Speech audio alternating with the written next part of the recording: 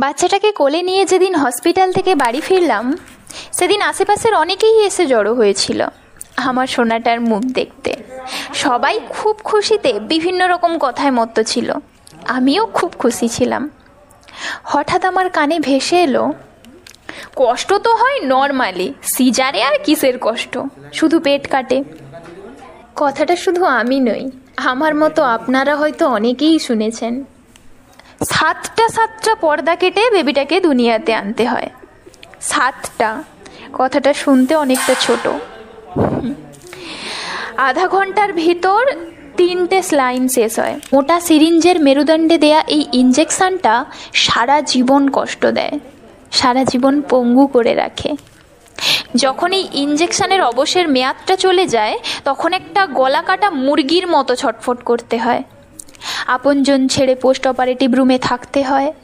প্রতিটা মিনিট যেন 1 ঘন্টার সমান মনে হয়, সময় যেন যায় না।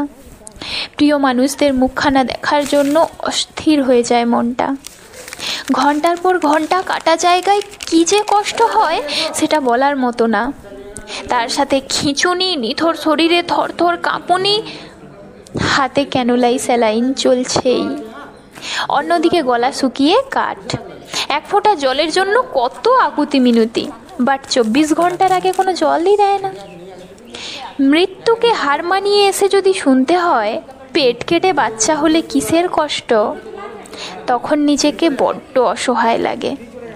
যারা এই কথাগুলো বলেন, আপনার বা আপনাদের হয়তো এই কষ্টটা কিছুই না, কিন্তু দয়া করে একজন সিজারিয়ান মায়ের সামনে প্লিজ এই কথাগুলো বলবেন না।